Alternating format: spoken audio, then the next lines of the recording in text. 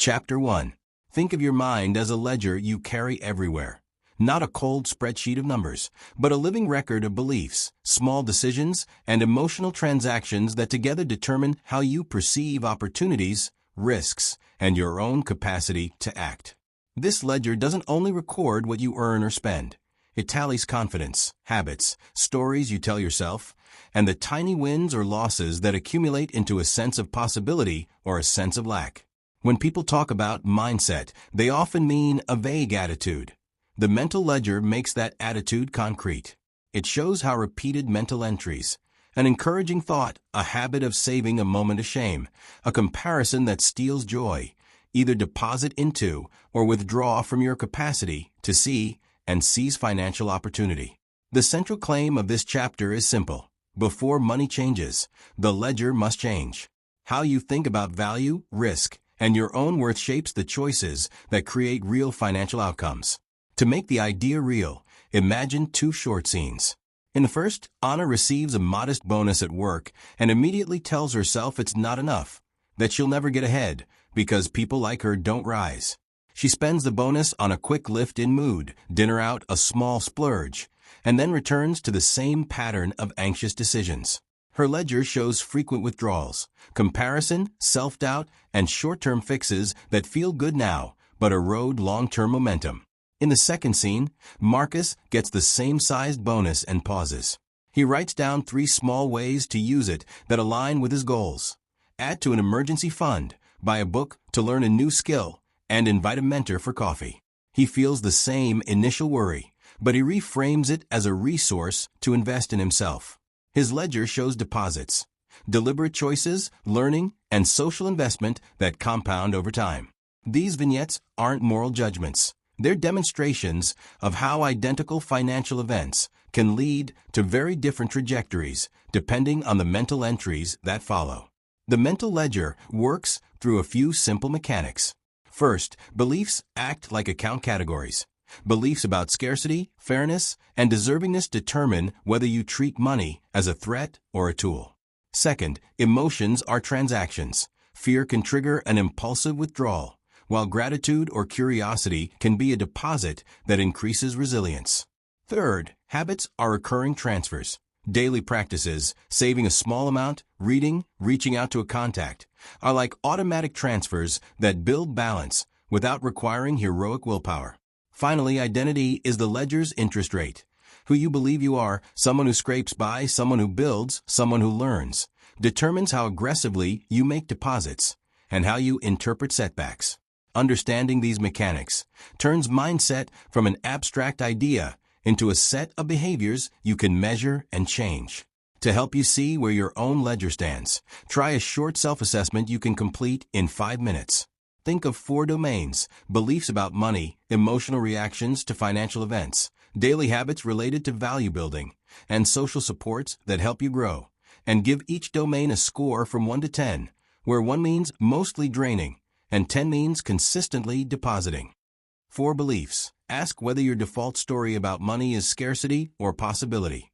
For emotions, notice whether fear or calm guides your decisions. For habits, count how many small, repeatable actions you do each week that build skills or savings. For social supports, consider whether you have at least 1 person who encourages growth and offers practical help. Add the 4 numbers to get a mental ledger score between 4 and 40. A score under 18 suggests your ledger has more withdrawals than deposits and needs immediate attention. A score between 18 and 28 means you have some deposits but inconsistent systems. A score above 28 indicates a healthy flow of deposits and a strong foundation to scale financial strategies. Scoring yourself is not an exercise in shame. It's a diagnostic tool. If your total is low, the ledger metaphor helps you pinpoint where to act. Change a belief, practice a small habit, reframe an emotional trigger, or strengthen a relationship. If your score is middling, you likely have pockets of strength and weakness. Maybe you save regularly, but tell yourself you're not creative enough to earn more, or you have supportive friends, but no daily learning habit. If your score is high, your next work is maintenance and scaling. Automate deposits. Diversify how you invest your time and money, and mentor others so your ledger grows through reciprocity. This chapter's purpose is to make the ledger visible and usable. Seeing your mental entries gives you leverage. Once you can name a recurring withdrawal, you can design an interruption. Once you can identify a reliable deposit, you can automate and amplify it. The ledger also reframes setbacks as expected transactions rather than moral failures, withdrawals that can be repaired with deliberate deposits. Over time, small, consistent deposits change not only your balance, but the kinds of opportunities you notice and the risks you're willing to take. That shift in perception is the engine that turns mental wealth into financial gain. Begin by carrying the ledger idea with you for a week. Notice one belief that feels like a withdrawal and one small action you can take to deposit into your ledger each day. Record the results briefly, 2 lines in a notebook or a note on your phone, and at the end of the week, rescore the 4 domains. The point is not perfection, but momentum. The ledger grows through repeated, intentional entries. As you practice, you'll find that mindset no longer feels like a vague obstacle, but like a practical account you can manage, and that managing it well changes the way money flows into your life. Chapter 2. Scarcity is not just an economic condition. It is a mental state that reshapes how the brain allocates attention, interprets information, and chooses between options. At its core, scarcity narrows focus. When resources feel thin, time, money, energy, the mind prioritizes immediate threats and urgent needs, often at the expense of long-term planning. This tunnel vision is adaptive in short bursts. If you are literally starving, focusing on finding food makes sense. But when scarcity becomes a chronic backdrop, that same narrowing becomes a liability. It makes you miss opportunities that require patience, learning, or delayed gratification. And it amplifies small setbacks into crises because the mental bandwidth to reframe or strategize is already consumed by immediate worries. Cognitive science helps explain why scarcity hijacks attention. The brain has limited working memory and processing capacity. When a pressing shortage occupies that space, fewer resources remain for complex reasoning, creativity, or future-oriented thinking. People under scarcity are more likely to rely on heuristics, mental shortcuts that are fast but error-prone, because those shortcuts conserve cognitive energy. That's why someone juggling bills may default to the simplest, most familiar financial move rather than the one that would yield better long-term results. The mental cost of evaluating alternatives feels too high, so the default choice wins, even if it's suboptimal. Over time, this pattern trains the mind to prefer immediate relief over strategic investment, and the ledger of beliefs tilts toward scarcity as a self-reinforcing rule. Social forces amplify scarcity thinking in ways that are subtle but powerful. Cultural narratives about who deserves success, which neighborhoods are safe for investment, or which careers are realistic for certain people create social accounting entries that feel objective but are often inherited. When families, peer groups, or communities repeatedly model scarcity-driven behaviors, avoiding risk, normalizing smallness, or stigmatizing ambition, those patterns become internalized. Social comparison plays a double role. It can motivate, but under scarcity, it more often demoralizes. Seeing other successes can feel like proof that resources are limited and someone else's gain is your loss.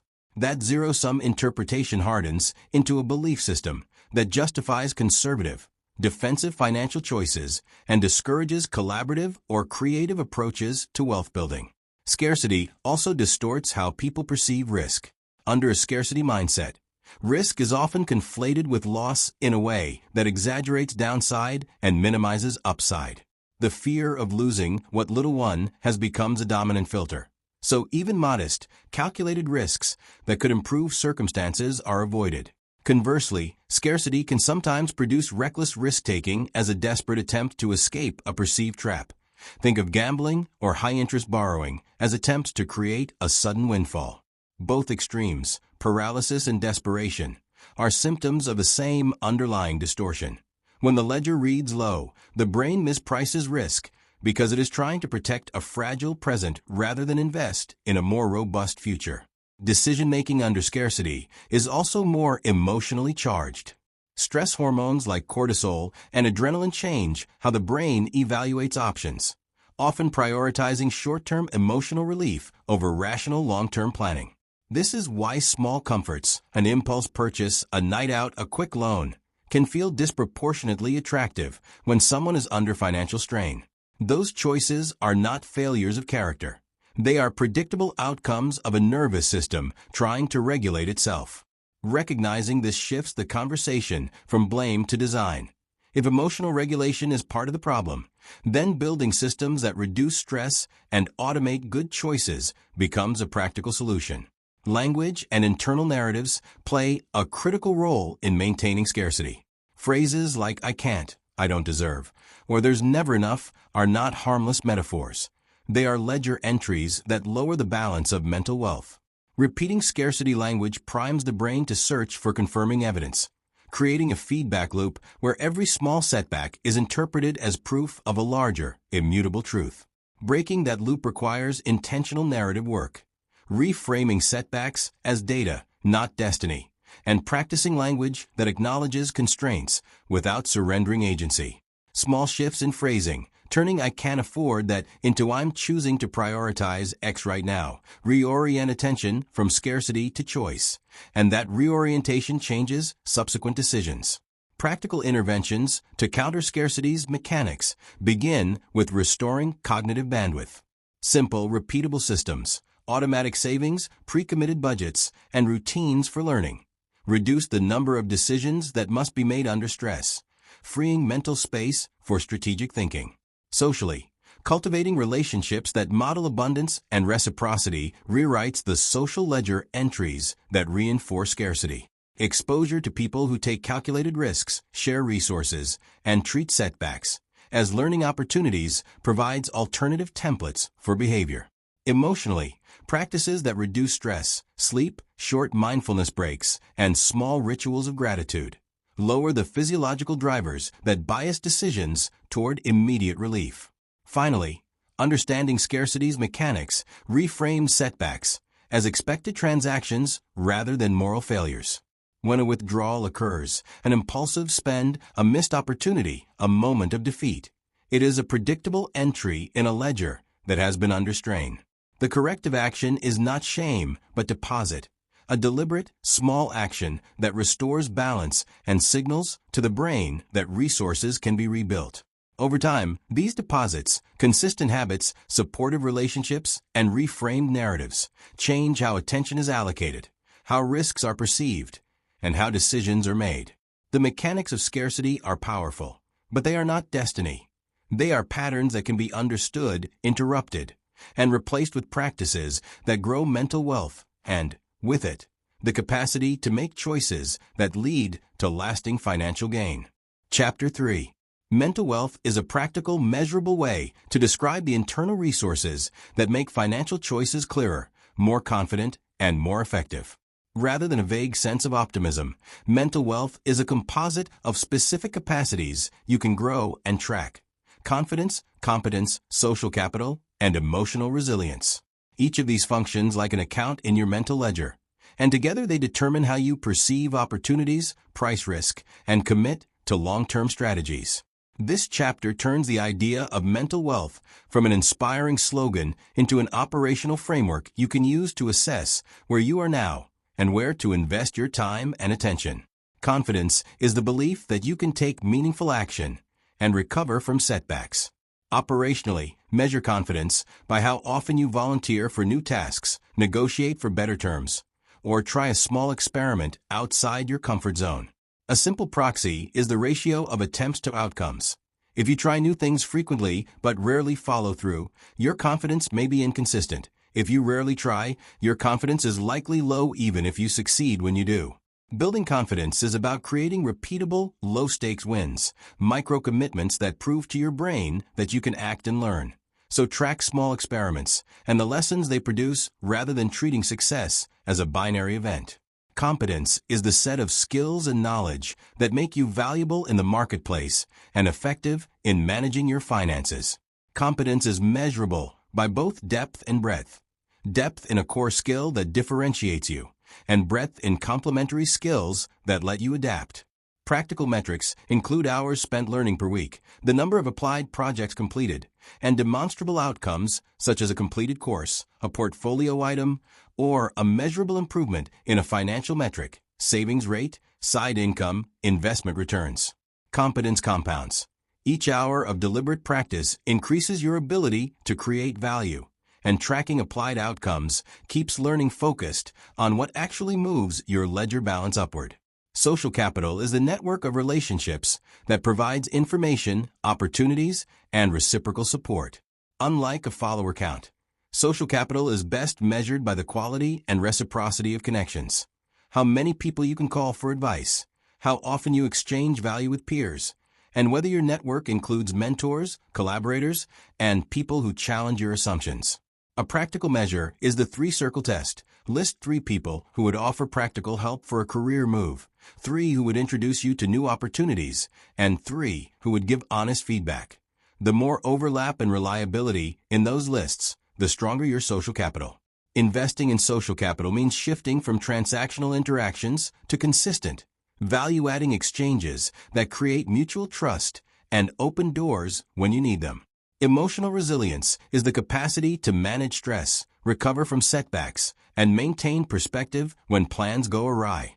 It shows up in how quickly you return to productive action after a loss, how you interpret failure, and whether you can hold long-term goals in mind despite short-term discomfort. Measure resilience by tracking recovery time after setbacks, the frequency of catastrophic thinking, and the presence of routines that stabilize mood, sleep, exercise, reflection, and supportive conversations. Strengthening resilience is both physiological and cognitive. Regular self-care reduces the intensity of stress responses, while reframing practices and structured reflection turn setbacks into data rather than identity-defining events. These 4 components interact and amplify one another. Confidence without competence can lead to reckless choices. Competence without social capital can limit opportunity. Social capital without resilience can leave you vulnerable when relationships strain. Resilience without confidence can result in passive endurance rather than active growth. To operationalize mental wealth, create a simple dashboard that records 1 or 2 metrics for each component on a weekly or monthly cadence. For example, log the number of new attempts confidence, hours of deliberate practice or applied projects competence, meaningful outreach or reciprocal exchanges social capital, and days with a recovery routine completed resilience. Small, consistent tracking turns abstract qualities into actionable signals you can respond to. Turning measurement into action requires prioritizing deposits where they will compound fastest. If your competence is high but confidence is low, design micro-experiments that let skill translate into visible outcomes. Publish a small project, offer a paid trial, or teach a short workshop. If social capital is thin, schedule regular, low-pressure outreach and create opportunities to add value to others first. If resilience is the weak link, invest in routines that reduce physiological stress and practice cognitive reframes that normalize setbacks.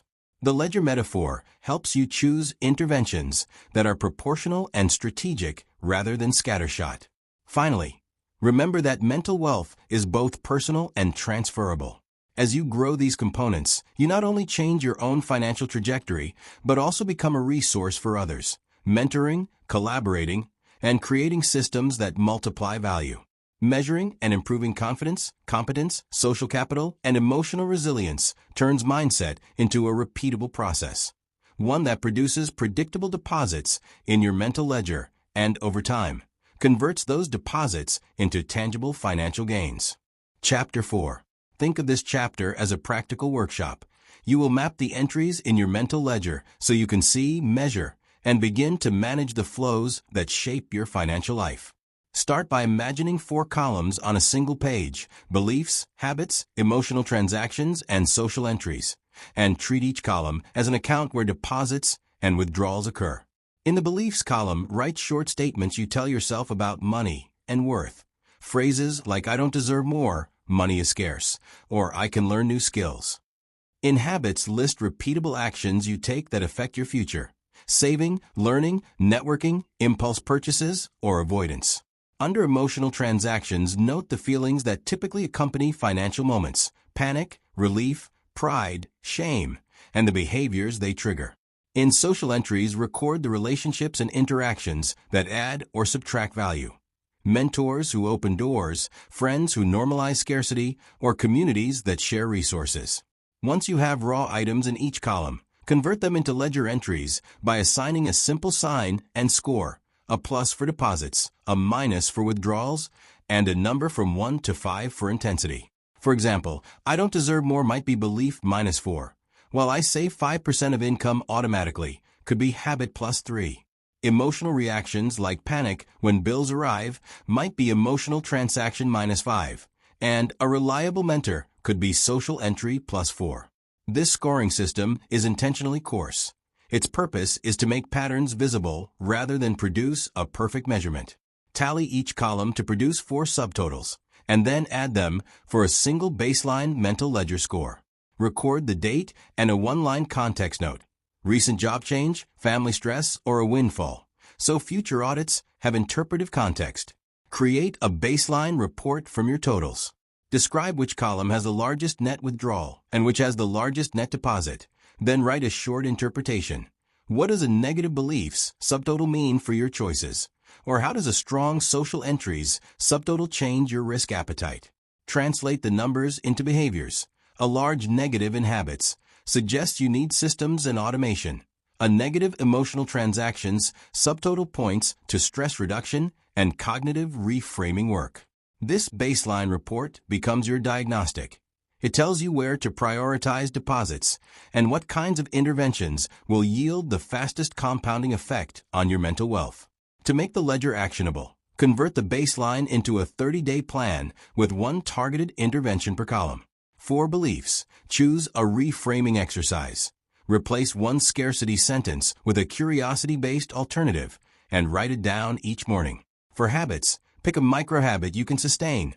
Save a fixed small amount. Read 15 minutes on a marketable skill, or send one networking note per week. For emotional transactions, adopt a short pause ritual. When a strong financial emotion arises, breathe for 60 seconds and ask what the next small constructive step is.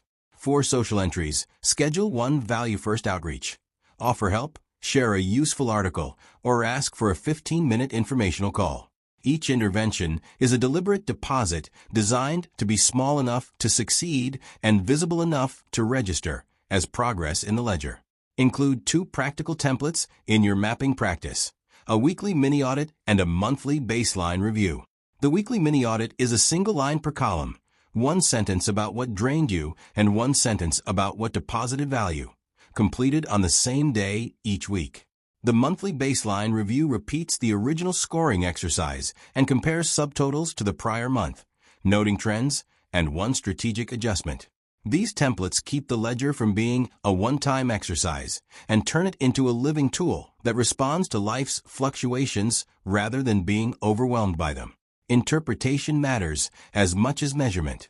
When a column shows persistent withdrawals, resist the urge to fix everything at once.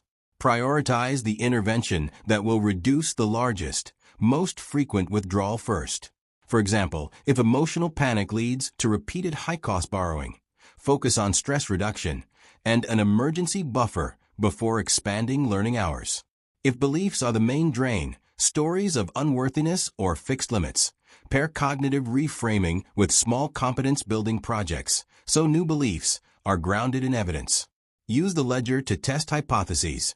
Change one thing, observe the effect on behavior and score, and iterate.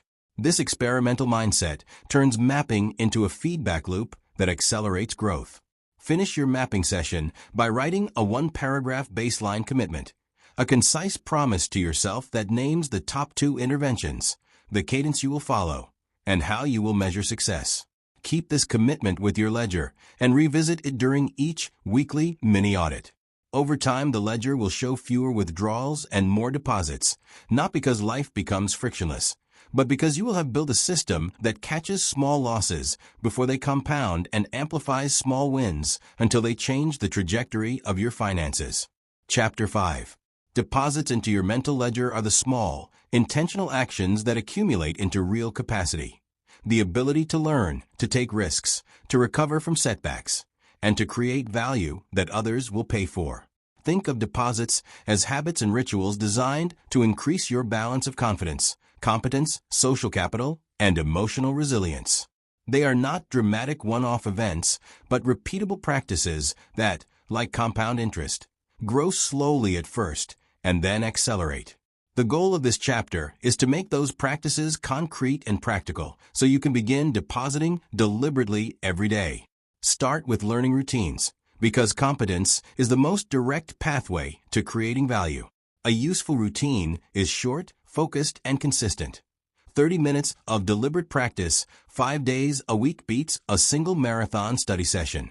Deliberate practice means working on the edge of your current ability with clear feedback, reading a chapter and then applying one idea to a small project, watching a tutorial and immediately trying the technique, or writing a short summary that teaches the concept to someone else. Track progress not by hours alone, but by applied outcomes. A small project completed, a problem solved, or a new conversation you can now hold with confidence. Over time, these micro-projects become a portfolio of competence that shows up in job performance, side income, or the ability to negotiate better terms.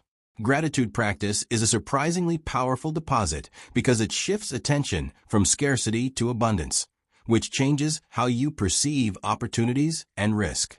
A simple daily ritual, writing 3 things you're grateful for each morning or noting one small win at the end of the day, reorients the brain to notice resources rather than deficits.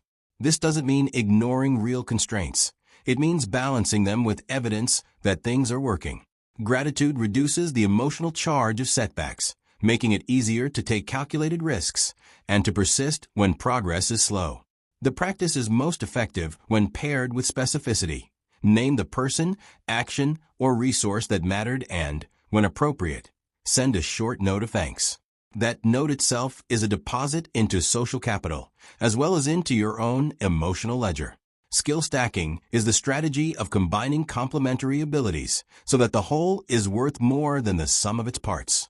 Instead of trying to be excellent at one broad domain, identify a core skill you can make deep and then add 2 or 3 adjacent skills that amplify it. For example, a designer who learns basic coding and user research becomes far more valuable than a designer who only knows visual tools. Operationalize skill stacking by choosing a primary skill to deepen and then scheduling weekly blocks for complementary skills. Use small applied projects to integrate them, build a simple product, write a case study, or teach a short workshop.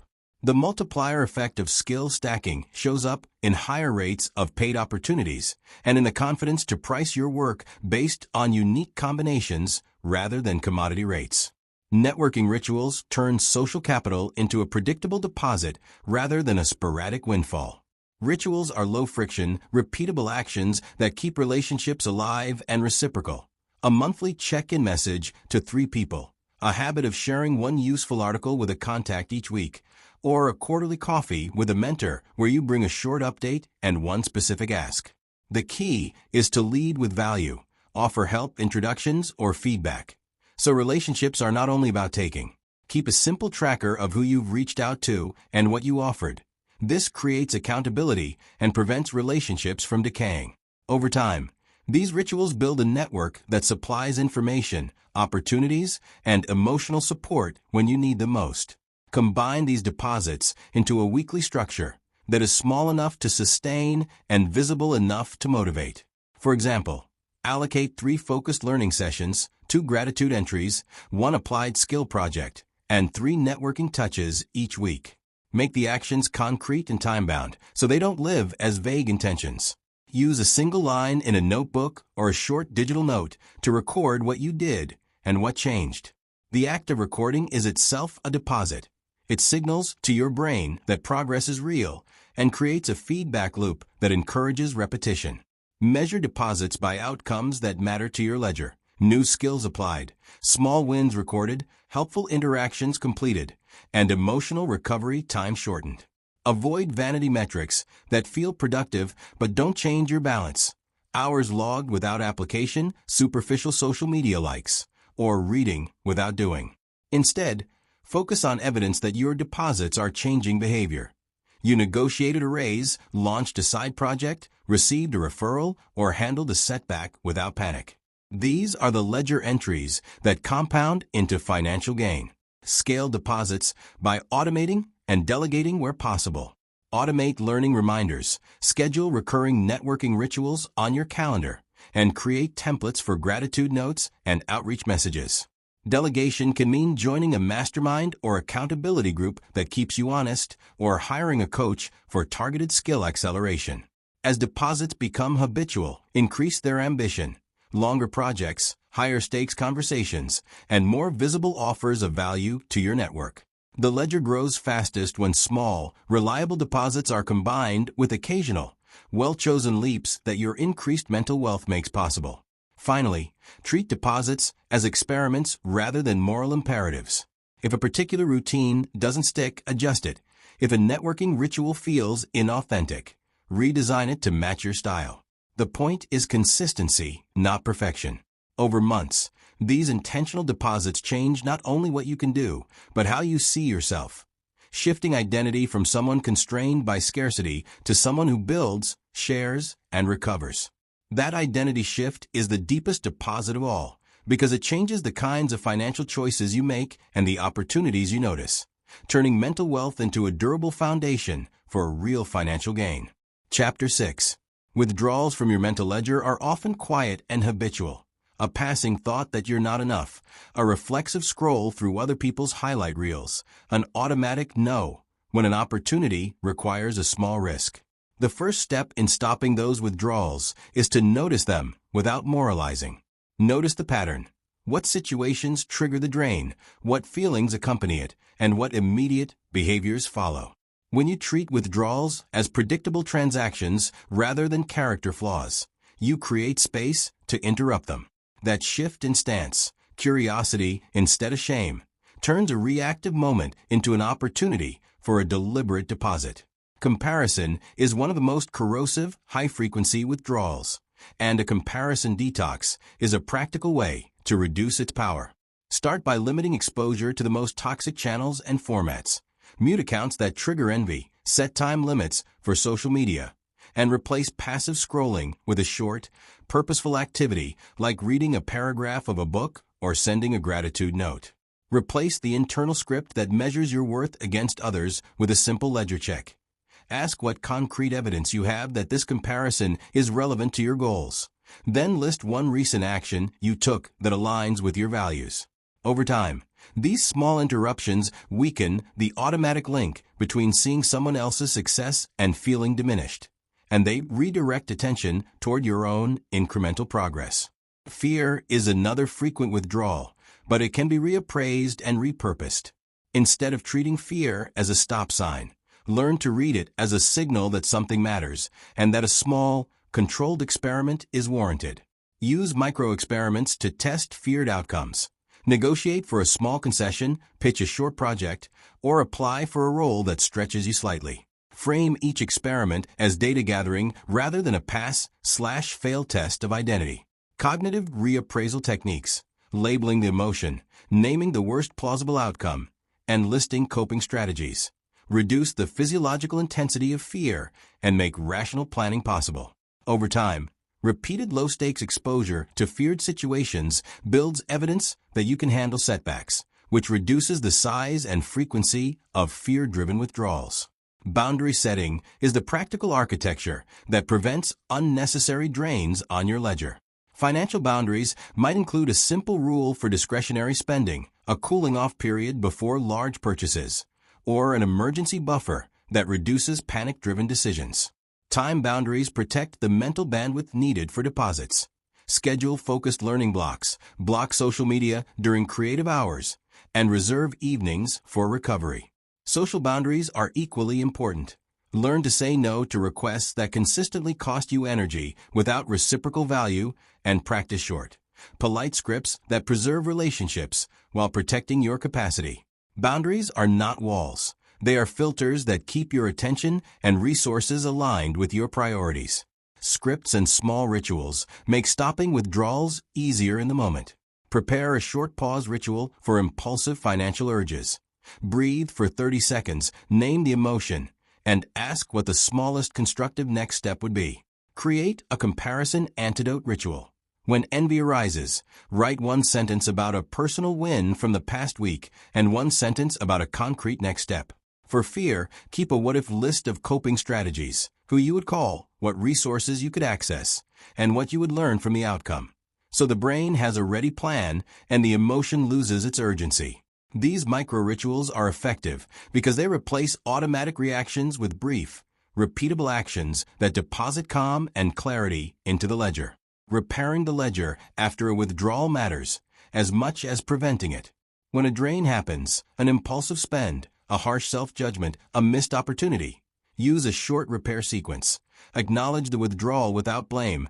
Identify one immediate deposit, a small saving transfer, a 5-minute learning session, a gratitude note, and record the event in your weekly mini-audit. This practice turns setbacks into teachable moments and prevents a single withdrawal from cascading into a pattern. The ledger responds to consistent repair work. Small, timely deposits restore balance faster than large, infrequent gestures. Sustaining these changes requires systems and social support. Automate what you can, scheduled transfers to savings, calendar blocks for learning, recurring reminders for gratitude, so fewer decisions are made under stress. Share your ledger goals with a trusted friend or accountability partner who can notice patterns you miss and offer perspective when withdrawals feel overwhelming. Periodically revisit your mapping exercise to see which withdrawals persist and which deposits are most effective, then iterate. Stopping withdrawals is not about perfection. It is about creating a resilient routine that catches small losses early and converts them into opportunities for growth. Chapter 7. Stories shape how we move through money long before spreadsheets or budgets do. The narratives you carry about deservingness, luck, identity, and what money means act like scripts that cue automatic behaviors. Who you think you are at the bargaining table, how you interpret a windfall, whether you see an investment as opportunity or threat. Rewriting money narratives is not about pretending constraints don't exist. It's about changing the internal script so that constraints become context rather than verdicts. When your internal story shifts from, "I'm not the kind of person who," to, "I'm learning how to," your choices change in small, measurable ways that compound into different financial outcomes. This chapter gives you practical, repeatable techniques to surface those stories, test them, and replace them with narratives that support action and resilience. Begin with a narrative audit. Spend a quiet 10 minutes recalling the earliest money memory you can, what you heard at the dinner table, a childhood fear, a compliment, or a shameful moment, and write a short paragraph about how that memory still influences you. Then identify the recurring money sentences you tell yourself in the present. "I can't afford that. People like me don't get raises. I'm bad with money." Treat each sentence as a hypothesis rather than truth. Ask what evidence supports it and what evidence contradicts it. This simple reframing, turning statements into testable hypotheses, moves you from passive acceptance to active inquiry and opens the door to change. Narrative therapy exercises work well because they externalize the story and create distance. One effective exercise is to name the narrative as if it were a character. Give it a voice, an age, a favorite phrase. Write a short dialogue between you and that character where you ask why it holds the belief and what it fears would happen if the belief were false. Often the character will reveal protective motives, fear of embarrassment, desire for safety. That makes sense once acknowledged. Once you understand the protective function, you can design alternative behaviors that meet the same need without the limiting belief. For example, if the narrative protects against risk by insisting "don't try," you might create a safety net, small experiments, and a recovery plan that allows you to test new actions without catastrophic consequences. Reframing prompts are the practical tools you use daily to interrupt old scripts and install new ones. Keep a short list of prompts you can use in the moment. What would I advise a friend in this situation? What's the smallest next step that would move me forward? What evidence would change my mind? Use these prompts when you notice automatic thoughts like, "I'll never be able to save," or "I don't deserve a raise." Reframing doesn't require grand declarations. It requires curiosity and a willingness to gather data. Over time, these prompts train your brain to look for alternatives and to treat beliefs as provisional rather than permanent. Journaling templates make narrative work concrete and trackable. A simple template to use each evening has 4 lines. 1. The money thought that showed up today. 2. The emotion it triggered. 3. One piece of evidence that supports a thought. And 4. One piece of evidence that contradicts it or suggests a different interpretation. Another useful template is the future self letter. Write a 1-page letter from your future self who has achieved a modest financial goal, describing the habits, mistakes, and small wins that led there. These templates do 2 things. They create a record of changing patterns, and they provide corrective experiences, evidence that your story can be different. Pair narrative work with small behavioral experiments, so new stories are grounded in experience. If your old story says I can't negotiate, design a low-stakes negotiation. Ask for a small discount, request a flexible deadline, or propose a trial rate for freelance work. Treat the outcome as data, not identity confirmation. Record what happened, what you learned, and how the experience should update your story. Over time, accumulating these micro-evidences rewrites the ledger. The belief I can't negotiate becomes I can negotiate when I prepare and practice, which changes future behavior and opportunities. Language matters. Replace absolute words, always, never, can't, with conditional and agentive language. Sometimes, not yet, I choose to. Swap victim phrases like I'm stuck for action phrases like I'm experimenting with. When you catch yourself using scarcity language, pause and rephrase it aloud. If you want a stronger anchor, create a short affirmation that is specific and evidence-based, such as, I have learned 3 new skills this year, and I can learn more. Say it once in the morning and once before a decision that triggers old narratives. The goal is not to manufacture false positivity, but to create a more accurate, useful internal story that reflects both constraints and agency. Finally, integrate narrative work into your ledger practice by treating rewrites as deposits. Each time you challenge a limiting belief, complete a journaling template, or run a micro-experiment, mark it as a deposit in your mental ledger. Track frequency and impact. Which reframes reduce anxiety most, which experiments shift behavior, which future self letters motivate consistent action. Share your rewritten narratives with a trusted friend or mentor. Speaking a new story aloud makes it more real and invites social reinforcement. Over months, these deliberate narrative deposits change not only how you feel about money, but what you notice and pursue, turning internal stories into practical engines for financial growth. Chapter 8. Financial systems are the scaffolding that lets mental wealth do its work. Without simple, reliable structures, even the strongest mindset will be taxed by daily friction and stress. A supportive system translates intentions into automatic behavior so that deposits into your mental ledger happen without heroic willpower. Think of systems as the plumbing for your mental economy. They channel resources where you want them to go, prevent leaks, and make the flow predictable.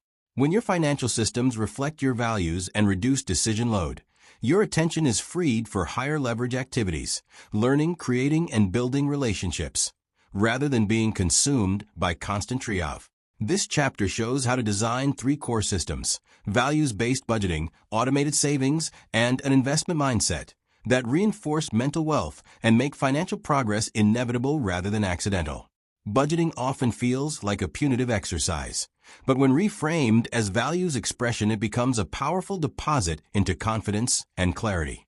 Instead of starting with limits, start with priorities. List the things that matter most to you: security, growth, family time, creative work, and assign money to those priorities first. A values-based budget asks, what do I want my money to say about my life? And then align spending to that answer. Practically, this means creating categories that reflect values, e.g., learning, health, relationships, future freedom, and funding them before discretionary impulses. When you see a purchase through the lens of whether it supports a named value, the decision becomes less emotional and more intentional. Over time, this alignment reduces cognitive dissonance, no more spending that feels like betrayal, and increases the sense that money is a tool for building the life you want, which itself is a deposit into mental wealth. Automation is the simplest, most reliable way to convert intention into action. Automated savings and bill payments remove the need to make repeated decisions under stress, preventing common withdrawals like late fees, panic borrowing, or impulse spending. Start with a few automations that are easy to set and forget. A recurring transfer to an emergency fund on payday, automatic contributions to a retirement account, and a small recurring investment into a diversified fund or index. Use the pay yourself first principle so that deposits to your future happen before discretionary money is available. Automation also supports habit formation. When you no longer have to decide to save, you avoid the daily negotiation with your present self. If automation feels risky, begin small. Automate a tiny percentage and increase it quarterly. So the system builds trust and your ledger registers consistent deposits rather than shocks. An investment mindset is less about picking the perfect stock and more about thinking in terms of time, compounding, and optionality. Mental wealth reframes investment as a set of choices that expand future possibilities rather than as a gamble for instant rescue. Start by distinguishing between three types of investments: defensive, emergency fund, insurance, debt reduction; growth, skills, education, business experiments; and financial, retirement accounts, diversified portfolios. Allocate resources across these buckets according to your current ledger needs. If emotional resilience is low, prioritize defensive investments. If competence is the bottleneck, invest in learning that can be applied quickly. Treat each investment as an experiment with measurable outcomes. What skill did you gain? What return did a small business test produce? How much stress did an emergency buffer remove?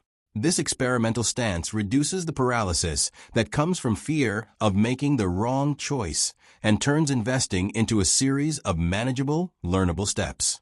Design simple rules that protect your mental ledger and reduce decision fatigue.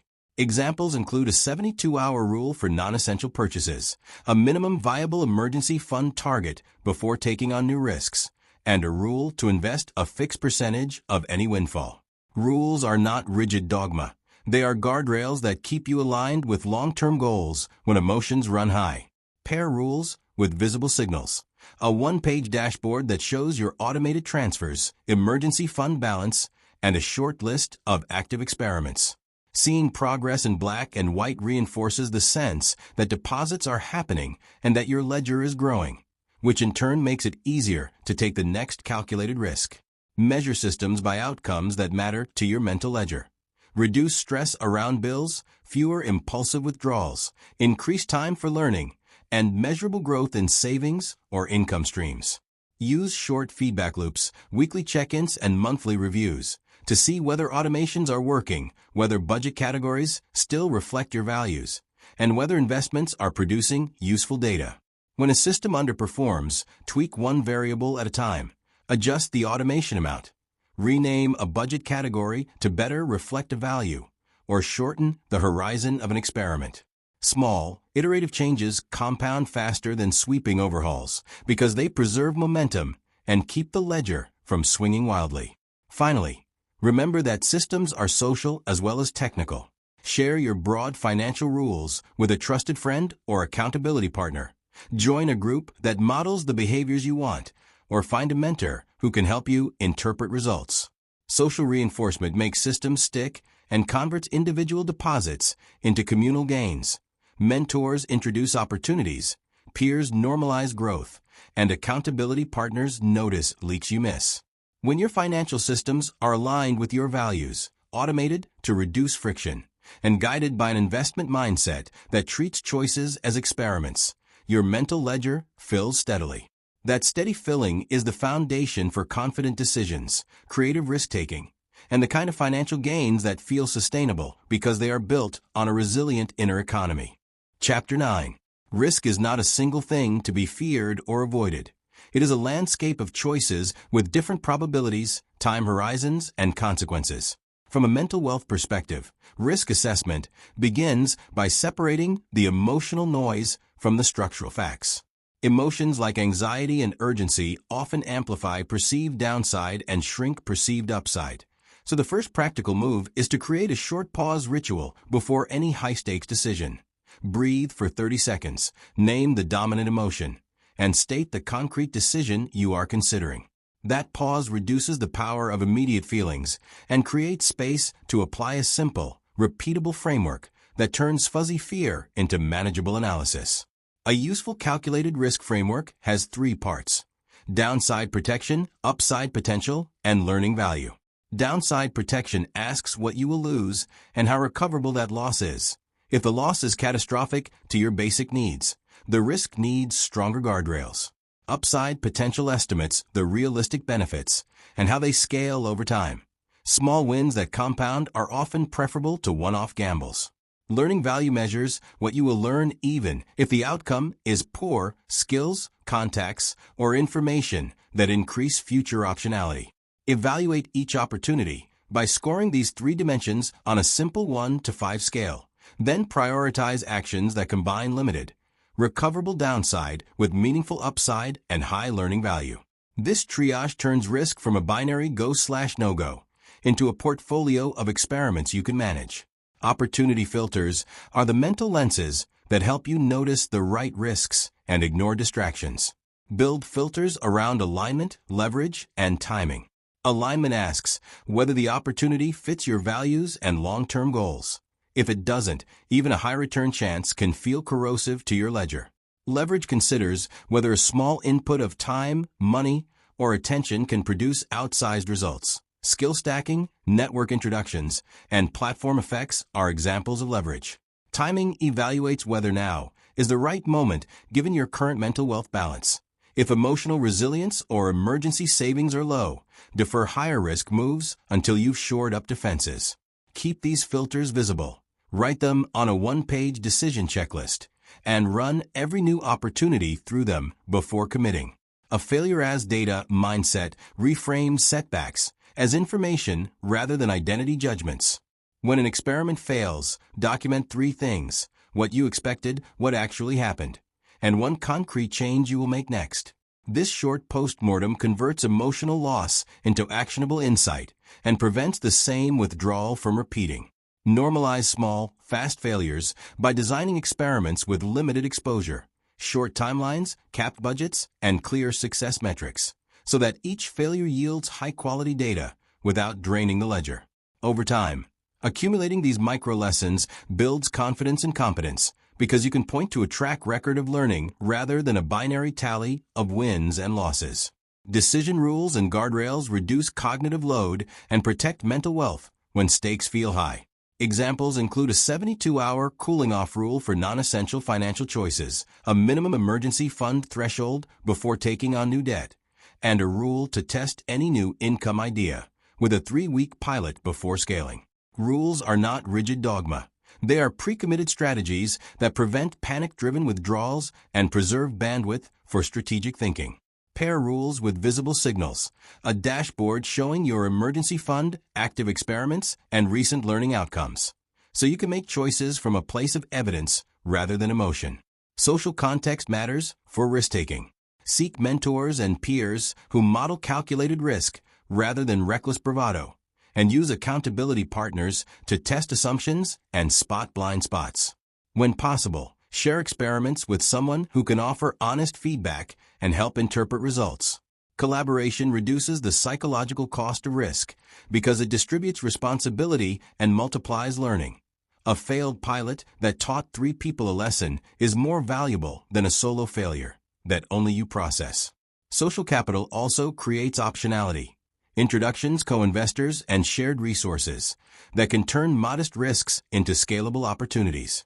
Finally, practice small, deliberate exposures to risk so your ledger learns that setbacks are recoverable and that taking measured chances produces growth.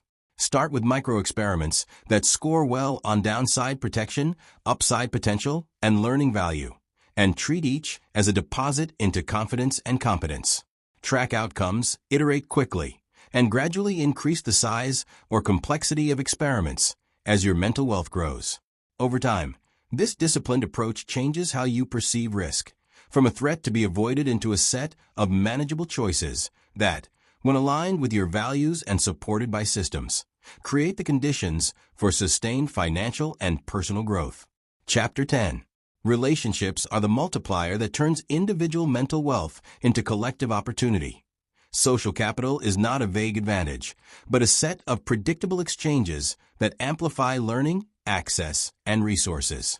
When you treat relationships as part of your ledger, entries that can be deposited into and withdrawn from, you begin to design interactions that reliably add value rather than drain energy. This chapter focuses on practical ways to build reciprocity, map mentorship, and invest in community structures so that your network becomes a durable source of opportunities, feedback, and shared risk. Reciprocity practices are small, repeatable behaviors that create trust and make help more likely to flow both ways. Start with a habit of value-first outreach. Send a short note that shares a useful article, an introduction, or a concrete offer to help before you ask for anything. Keep exchanges specific and time-bound. Offer to review a one-page pitch, introduce two people with a clear reason, or bring a small resource to a meeting, because specificity lowers friction and increases follow-through. Track these gestures in a simple log, so you remember who you helped and how. The act of recording turns goodwill into a visible asset and prevents the common pattern of one-sided relationships. Reciprocity also means asking in ways that make it easy for others to say yes. A single clear request with a short deadline and an explicit benefit for the other person respects their time and increases the chance of a positive response. Mentorship maps turn vague hopes for guidance into an actionable network strategy. Draw 3 concentric circles. The inner circle contains people who know your work well and can give immediate practical feedback. The middle circle includes mentors who offer strategic perspective and introductions. The outer circle holds aspirational figures whose paths you study and whose work you emulate. For each person, note what you can offer in return, what specific help you might request, and a realistic cadence for contact. Monthly check-ins with inner circle mentors, quarterly updates for the middle circle, and occasional public engagement or thoughtful commentary for the outer circle. Treat mentorship as a portfolio. Diversify by industry, skill, and perspective so you get both tactical advice and long-term vision. Make it easy for mentors to help by preparing concise updates, clear questions, and a short list of possible next steps. Mentors are more likely to invest time when they can see how their input will be used. Community investing expands the ledger beyond one-on-one exchanges into shared projects that create collective value. This can take many forms. Pooled microgrants to fund local entrepreneurs, time banking systems where skills are exchanged hour for hour, cooperative purchasing to lower costs for members, or community learning cohorts that share the cost of a course and the labor of applying it. Design community investments with clear governance and simple rules. Define contribution levels, decision-making processes, and exit conditions so trust can scale without confusion. Start small, a pilot fund with a handful of contributors and transparent reporting, and treat the first cycle as an experiment that prioritizes learning over immediate returns. Community investing not only multiplies financial resources, but also builds reputational capital.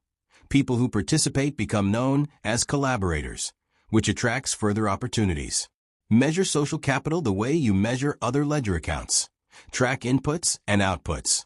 Inputs include the number of meaningful exchanges, introductions made, and hours contributed to community projects. Outputs include referrals received, collaborative projects launched, and concrete learning outcomes. Use short feedback loops, monthly check-ins, and quarterly reviews to see which relationships produce the most leverage and which drain energy. When a relationship consistently withdraws without reciprocal value, apply boundary-setting practices. Reduce contact frequency, change the terms of engagement, or reallocate your time to higher-yield connections. Social capital is not infinite. Managing it deliberately ensures your network remains a source of deposits rather than a liability. Cultivate norms that sustain reciprocity at scale. Publicly acknowledge help, share credit, and create rituals that reinforce mutual support. Regular show-and-tell sessions where members present small wins, rotating responsibility for organizing meetups, or a shared repository of resources and templates.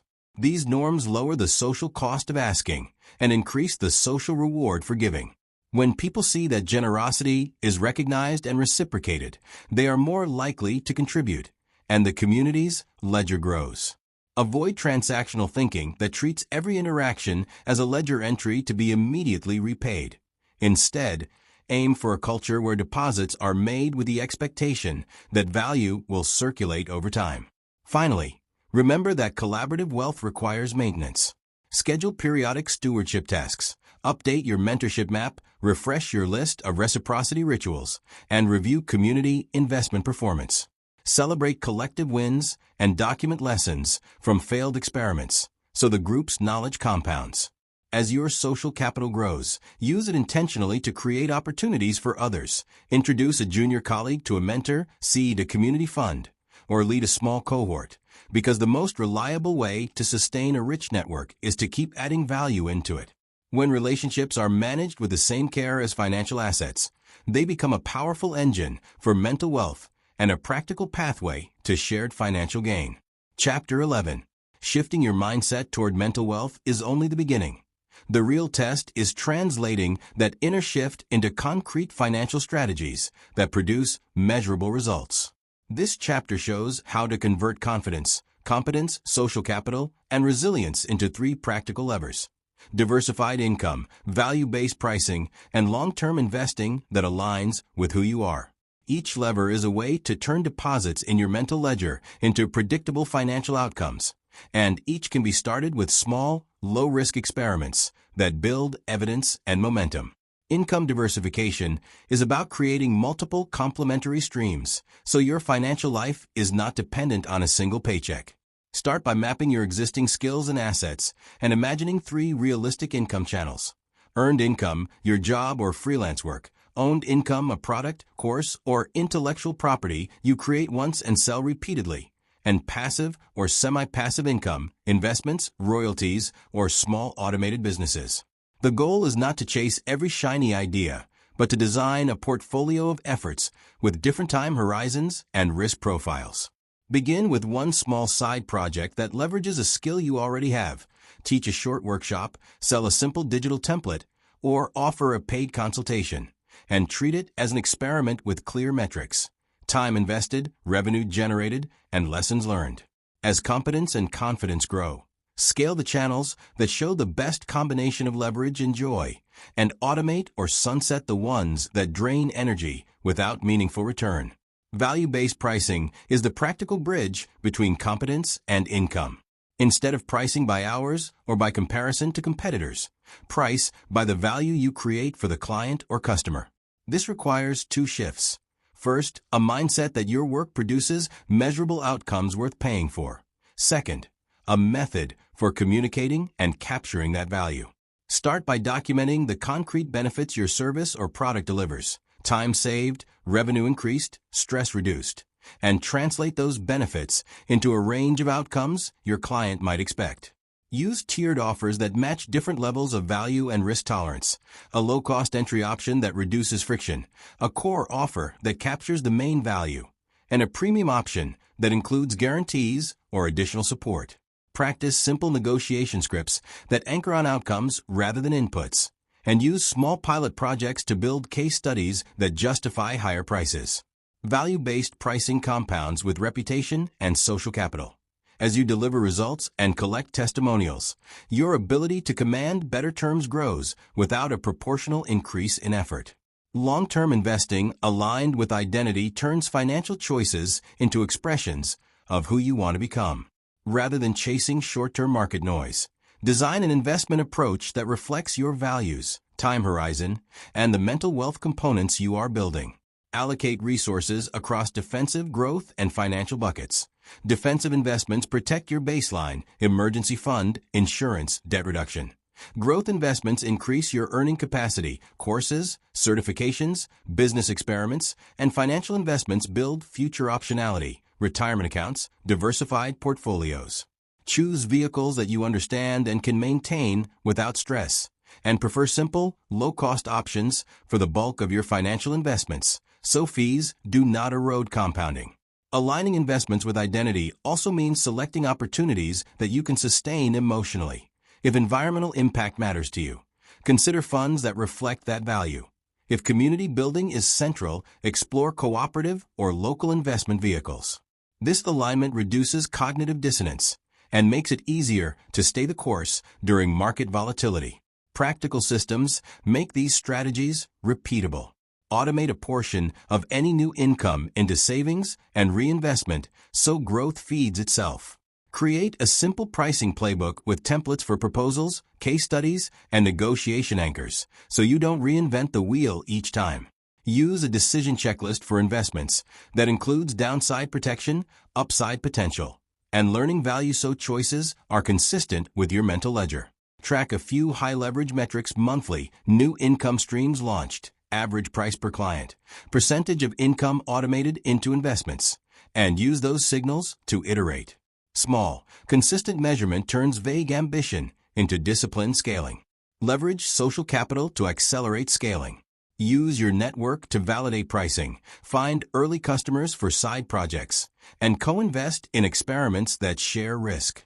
Mentors can shorten learning curves for pricing and investment decisions, while peers can provide accountability for launching and sustaining new income channels.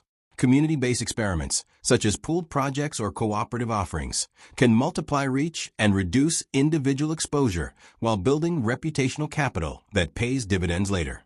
Finally, treat scaling as a series of experiments rather than a single leap. Start small, measure outcomes, and reinvest the gains into the strategies that produce the best combination of financial return and mental wealth deposits. As your competence and confidence compound, you will be able to take larger, more strategic risks with a safety net in place. The ultimate aim is not merely higher income, but a resilient financial life that reflects your values, expands your options, and sustains the identity of someone who builds and shares value. Chapter 12. Sustaining your mental ledger is less about a single heroic overhaul and more about a steady maintenance practice that keeps deposits flowing and prevents slow leaks. Think of it as seasonal care for a garden. Regular attention, small corrections, and occasional redesigns produce a landscape that thrives through droughts and storms. The core of a maintenance plan is predictable rhythms, quarterly audits, habit refreshers, and a long view that ties daily choices to the legacy you want to leave. These rhythms turn mindset work from a burst of motivation into an enduring way of life.